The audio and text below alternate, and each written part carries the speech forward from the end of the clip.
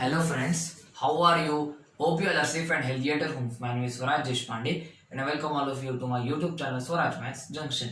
In the previous video, I have taken part 2 of exercise 8.2. In this video, I will be taking a part 3, that is last part, which will last 4 questions of exercise 8.2. So without making any delay, let's start. Question number 8. Question number 8 says that Vinod see the TV. He wants to purchase it, and the cost price of TV is given you rupees 13,000. But he has to pay some tax over it. Which kind of tax? Sale tax. How much? 12%. Now, if Vinod wants to purchase that TV, then how much he has to pay? So here sales tax means increase percent. So apply the formula. What formula? This implies SP is equal to 13,000. No need to write that formula again and again in every question. So 13,000 plus 13,000 into 12 per 1200, or you can write 12 by 100 into 13,000, since your operation is just multiplication and multiplication is commutative, so order does not matter. You will get the same result at last. 13,000 plus 12 into 13, 1560. So I can write 0, 6, 5 and 4, 1. This one. 14,560 rupees. Very easy. Okay. So please note that I am counting till 5. 5, 4, 3, 2, 1. So friends, now I am moving to question number 9. Question number 9 says that Arun purchases a pair of skates. Okay. How much does he pay? He pays. Arun pays how many rupees? 1600. 1600. Okay. Where does that shop from he purchased? That shop offered him 20% discount. So yeah, so you have to find out how much was the price before discount. That means the price tag, mark price. Mark price you have to find out. So there are two ways to approach. Okay, I can do by unitary method or by taking X. So whichever. Let's start. I'll be doing telling you both methods, so that after this many questions will, so it depends upon you finally which you will prefer. First I'll be doing my unitary method. Method number 1. Let MP be rupees 100.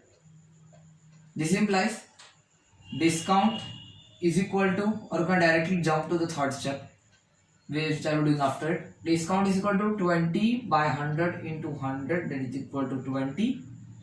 20 rupees discount. This implies SP is equal to rupees 100 minus rupees 20. You can directly put this formula here and find out SP. 80 rupees. Okay, so I can write, since for rupees 100 MP, this statement you have to write whenever you will be using method 1. For rupees 100 MP, SP is rupees 80. So for 1600 SP, why I am writing SP? Because you feel that, take the feel of that. Suppose you are going to market, okay, you purchase the item this much for rupees 1600. So you purchase that item, actually you purchase. So for you it is cost price. But I have told you cost price word, when you will be using it whenever you will be purchase, you will be selling it for them. Are you the seller? That means, are you a dealer? Would you be going to sell that sale? Will Arun be selling that pair of skirts? No, he won't be selling further on. He will be the final consumer. So before that, so for him, although it will be cost price, but since we are now seeing with the perspective of the seller. We are seeing from the perspective of the seller, so by which we get that for him SP is 1600 and MP with that much, which is the printed price, and he offered the discount of 20%. So we are seeing from the perspective of seller. So mind that. So now I am writing, see, SP is 1600. So for 1600 MP is how to calculate? See, for 100 you get 80 selling price. So 1600 will be selling price for how much? So if you will be seeing that if mark price increases, although this is of the next chapter, direct inverse proportion, but if mark price increases, so accordingly selling price will also increase. Very easy, direct proportion. This is called direct proportion. That means if you increase one quantity, the other quantity will also increase. So in this case, what you will do? You will be cross multiplying. This implies MP of skates is equal to, directly you can jump, MP of skates is equal to 1600 into 100 divided by 80 in this way. Understood? So 0, 0, 1 za, 2 za, 0 za, 2000. This is the method 1. Now method 2, let MP of skates be rupees X. This much. Now I can write, this implies discount is equal to X into 20%. That is equal to 1 the 5 is X by 5. This implies SP is equal to X minus X by 5. Now SP we put 1600 is equal to 5 4x minus 5. This implies X is equal to 1600 into 5 by 4 1 the 400. So if you solve, it will be 2000 rupees. All that solved very quickly. Don't go to that. But here my main motive that when you will be studying the direct inverse proportion, so this will be very clear. So I'll be explaining you. Don't worry about that. Till now you can use this method, no problem.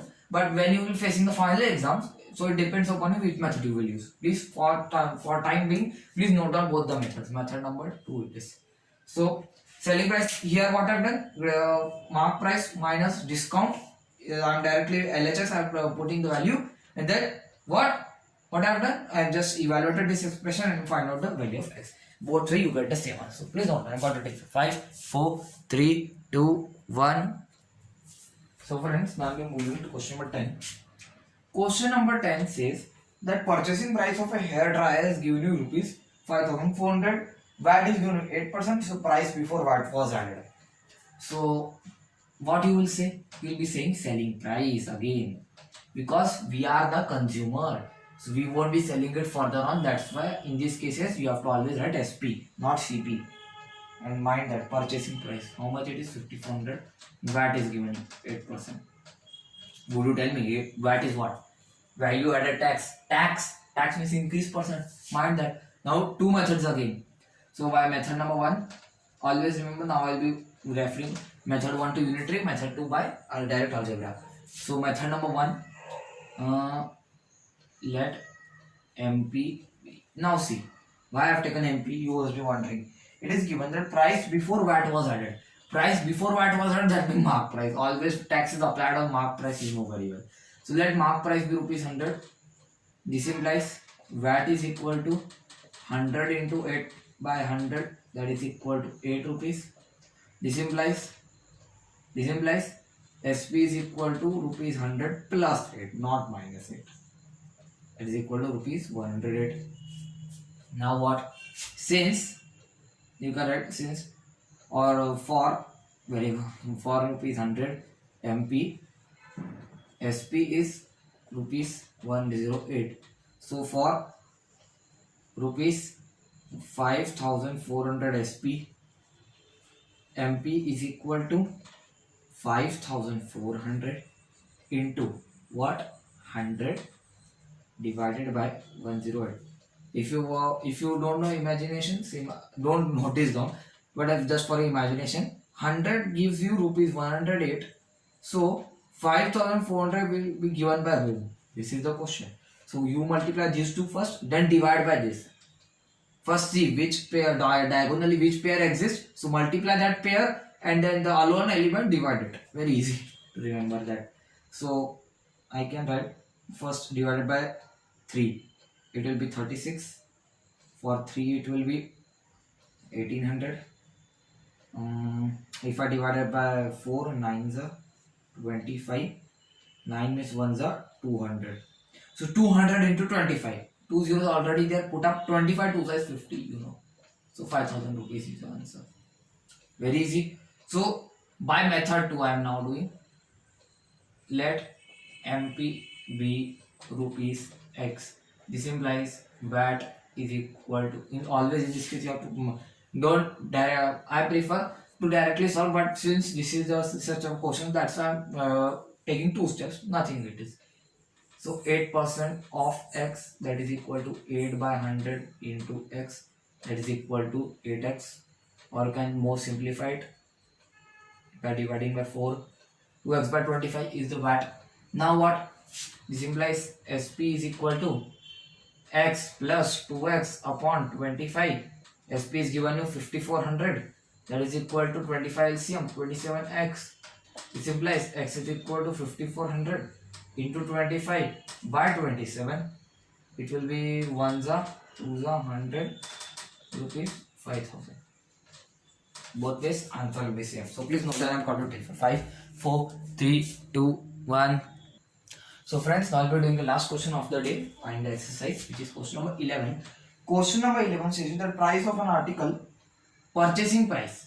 Purchasing price, whenever you see, mark it as SP 1239.